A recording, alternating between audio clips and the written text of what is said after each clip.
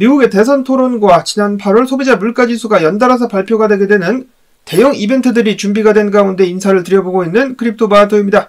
미국 증시 같은 경우는 혼조세, 달러 역시 큰 움직임을 보이지는 않고 있는 가운데 비트코인은 57,661달러에서 거래가 진행 중에 있습니다. 이더리움은 2,365달러. 그 외 알트코인들도 꼼지락꼼지락 되면서 힘을 낼랑말랑하고 있는데 과연 이번에도 사람들에게 희망 고문만을 안겨준 다음에 다시 떨어질 것인가, 아니면 이번에야말로 진짜 제대로 된 반등을 보여줄 수 있을 것인가 기대를 해보면서 오늘 첫 번째 소식은 오늘 한국 시간으로 오전 10시 드디어 대선 첫 번째 토론이 펼쳐지게 됩니다. 트럼프 대 해리스. 과연 어떤 공방이 이어지게 될까요? 그 가운데 해당 대선 토론에서 아무래도 암호화폐나 비트코인이 언급될 확률은 적지 않겠느냐. 트럼프 같은 경우 비트코인이라는 단어를 말할 확률이 17% 정도, 해리스는 13% 정도로 사람들은 예측을 하고 있었는데 아무래도 기대하기 좀 힘들겠죠. 특히나 까마타 해리스 같은 경우는 어제 새로운 앞길이라는 제목의 분야별 정책 입장을 공개했는데 여기서 또 보란듯이 암호화폐만 쏙 빼놨습니다. 그러자 암호화폐 커뮤니티에서 뿔이 났죠. 얘는 도대체 뭐 하는 애냐라면서 비판이 일어나고 있는 가운데 폭스뉴스의 한 기자 같은 경우는 해리스 캠페인 측에서 내보낸 이런 정책 입장 같은 경우 4년 전 조 바이든이 사용했었던 홈페이지의 내용을 그대로 베껴왔다. 즉 완전히 똑같다라는 점을 지적하기도 했었습니다. 그래서 어쩌면은 암호화폐 관련된 정책을 언급하기 싫어서 안 한 것이 아니라 그냥 복사해서 붙여넣기를 하다 보니까 그 부분이 빠졌을 수도 있겠다라는 생각이 들기도 하는데요. 한편 미국에서는 지금 사회적으로 또 큰 논란 및 문제가 발생하고 있습니다. 헤이티라는 섬나라, 한국에서는 IT로 표기가 되곤 하는데요. 해당 섬나라 같은 경우는 갱단들이 나라 전체를 장악하는 등 문제가 심각해지자 이를 돕는다라는 차원에서 바이든 및 해리스 정권이 해당 나라에서 난민 2만 명을 미국의 오하이오주 스프링필드에 데려왔다라고 합니다. 자, 그러자 어떤 일이 발생을 했느냐? 제가 영상이 너무 충격적이어가지고 공유는 못하겠지만은 해당 난민들이 호수 근처에 있는 오리 그리고 집 근처에 있는 고양이들을 잡아가지고 먹기 시작했습니다. 한국으로 치자면은 비둘기, 동네 고양이들을 손으로 잡아가지고 이제 멱을 딴 다음에 그거를 잡아먹는 장면들이 계속해서 포착이 됐다. 그 중에는 주인 있는 고양이들도 있었다라고 하는데요. 그래가지고 지금 이게 또 사회적 이슈로 크게 대두가 되고 있는 가운데 트럼프만이 오리와 고양이들을 보호할 수 있다. 이런 식의 밈이 만들어져가지고 또 돌아다니고 있습니다. 아마 이러한 부분들이 토론에서 언급이 되지 않겠느냐. 그리고 바로 이어서 한국 시간으로는 토론이 끝나고 밤 9시 반에 미국의 지난 8월 소비자 물가지수가 발표가 되게 됩니다. 토론의 향방 및 해당 물가지수 발표와 더불어 가지고 변동성이 좀 나오지 않겠느냐. 자, 한편 미국 국채 수익률 같은 경우는 소폭으로 상승했다라고 하는데요. 이를 통해서 알 수 있는 것은 시장 투자자들은 향후 경기 침체가 발생할 수 있다라는 예상을 하고 있으며 연준이 금리를 인하하더라도 그 폭이 크지는 않을 것이다 라고 예상을 하고 있다는 것을 알 수가 있겠다. 한편 인플레이션율 같은 경우는 전년 대비 2.6%, 전월 대비 0.2% 상승할 것으로 예상이 되고 있습니다. 시장 참여자들은 연준이 금리를 큰 폭으로 인하하지 않을 것이다. 그러니까 0.25%를 기대하고 있는 가운데 도이치뱅크 같은 경우는 미국의 고용시장이 악화되고 있는 가운데 고용 같은 경우 한번 악화되면 그대로 추세가 굳어지는 경향이 있기 때문에 아무래도 B컷 0.5% B컷을 단행하지 않겠느냐라는 다른 의견을 내놓기도 했었습니다. 갑자기 9월 들어가지고 정신없이 바빠졌다라는 생각이 드는데요. 자, 이 모든 이벤트들이 비트코인의 가격을 어디로 이끌게 될 것인가? 그것이 중요하겠습니다.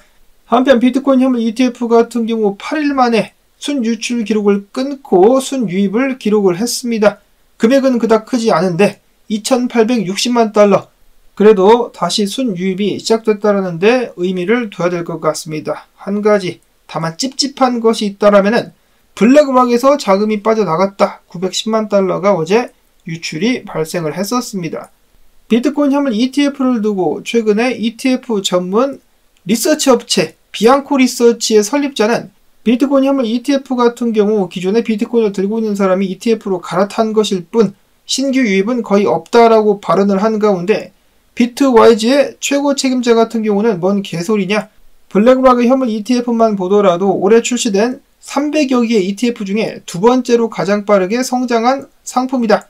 기관들은 그 어떤 ETF보다 비트코인 현물 ETF를 가장 빠른 속도로 채택하고 있다라며 반박을 했었습니다. 이어서 미국의 상장사인 메타플래닛 같은 경우 비트코인 현물을 모으고 있는데요. 어제 역시 370만 달러를 들여가지고 비트코인 57개가량을 추매했다라는 소식을 내보내기도 했었습니다. 계속해서 비트코인을 차곡차곡 모아주고 있는 메타플래닛.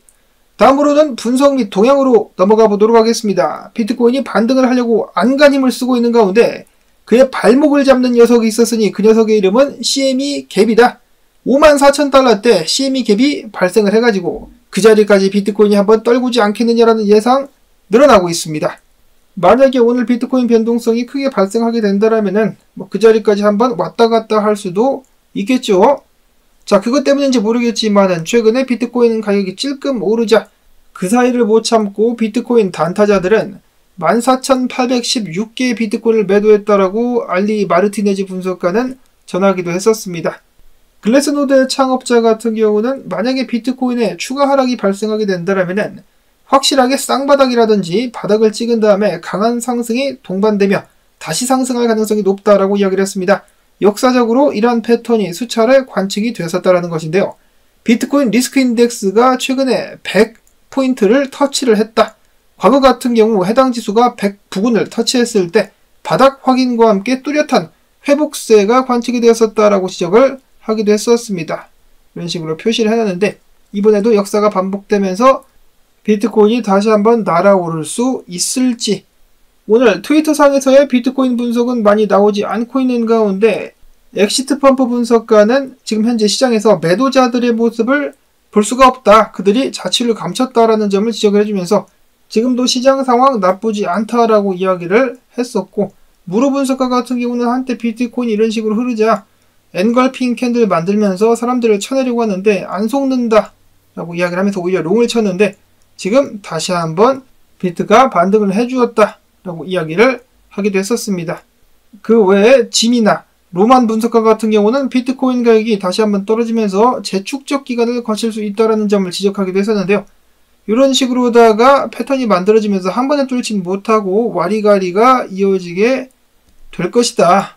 로만 분석가 같은 경우는 자신도 이제 롱을 치려고 보고 있긴 한데 그래도 한 번에 뚫지 못하고 다시 최대 54,000달러까지도 떨어질 수 있을 것이다 라고 예측을 했습니다. 축적 기간을 거쳐가지고 쏘게 될 것이다. 힘이 좀 더 필요하다라고 이야기를 했는데 실제로 이 정도까지 떨어지게 된다면 CME 갭을 결국 메꾸게 되겠죠. 이어서는 알트코인 소식들을 보도록 하겠는데요. 최근에 비트에 비해서 성적이 좋았었던 알트들이 몇 개 있었다라는 소식과 함께 알트 시즌이 또 곧 시작되는 것이 아니냐라는 설레발 관련된 기사가 있었습니다. 알프렉탈이라는 플랫폼의 리서치에 따르면 지난 30일 동안 61개 알트코인 중에 44개가 비트코인의 실적을 상회했다. 반면 90일 동안은 비트코인을 능가한 알트코인은 9개로 나타났는데 알트코인들이 비트코인보다 더 높은 성장 잠재력을 보이고 있어가지고 지금부터 알트코인들의 포트폴리오를 구축하기에 적절한 시점이다라고 이야기를 했습니다. 지금 실제로 몇몇 트위터 분석가들 중에서는 예를 들어서 엘리제를 중심으로 해가지고 알트를 줄 시점이다라고 이야기를 하기도 했었는데 자, 과연 조만간에 알트장이 한번 거하게 열릴 수 있을 것인가? 발발발발 설레발 조심스럽게 한번 떨어봅니다. 아니 설레발은 친다라고 표현을 하는 게 맞겠죠. 설레발을 한번 쳐봅니다. 이더리움 현물 ETF 같은 경우 어제 520만 달러 유출이 발생을 했었고 얼마 전에 나왔었던 비트코인 관련된 소식과 마찬가지로 이더리움 역시 아시아 쪽에서 거래가 활발한 시간대에는 상승, 미국 쪽에서는 하락, 이러한 패턴을 계속해서 보여주고 있었습니다. 자, 근데 비트코인 따라가니까 비트코인이 이런 식으로 움직이니까 이더리움도 당연히 따라가는 것은 아니겠느냐라고 생각을 해볼 수도 있겠죠. 이어서 잭기스 분석가 같은 경우는 이더리움 역시 정을 한 번에 뚫지는 못하고 다시 내려와서 비트코인 하락 예측하는 사람들과 마찬가지로 이더리움 역시 내려와서 더 높은 저점을 기록하고 그때부터 상승할 수 있지 않겠느냐라는 예측 내놓기도 했었습니다. 다음으로는 얼마 전에 큰 상승을 보여줬었던 ENS, 이더리움 네임 서비스가 페이팔과 벤모와 연동을 시켜가지고 사용자들이 암호화폐를 이체할 때 이더리움 주소 없이도 이더리움 네임 서비스를 통한 아이디를 통해서 이체할 수 있게 될 것이다 라는 소식을 내보냈습니다. 당연히 좋은 호재가 아닌가. 이어서 최근 반등과 함께 두각을 나타냈었던 두 가지 분야가 있었으니 바로 밈코인과 AI 코인들이라고 하는데요.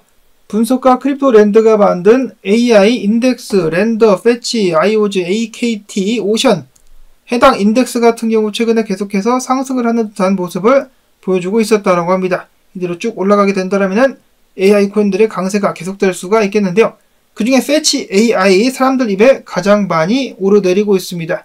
최근에 추세장을 뚫고 올라왔으며 이런 식으로다가 역 헤드앤숄더 역시 일봉상에서 목격이 되고 있다. 해당 패턴이 지대로 나와주게 된다면 역 헤드앤숄더가 나와주면서 더욱더 큰 폭의 가격 상승 기대를 해볼 수가 있겠다라고 합니다. 마지막으로는 국내 소식이네요. 일본 게임 특화 블록체인 프로젝트인 오아시스가 SK 플래닛과 파트너십을 맺고 한국 시장 진출을 확대하겠다라고 밝혔습니다. 여러 이벤트들이 동시에 펼쳐지는 오늘 과연 어떤 결과가 우리들을 기다리고 있을까요? 변동성 주의하실 수 있기를 바라면서 나온 정보들 도움되셨다면 토마토 채널의 시청률 주기 가지야, 반등 가지야, 광고 영상 재생 한 편만이라도 마지막까지 틀어주기 및 클릭 여러분들께 꼭 부탁을 드리면서 저는 다음에 새로운 소식 가지고 인사를 드리도록 하겠습니다. 안녕히 계십시오.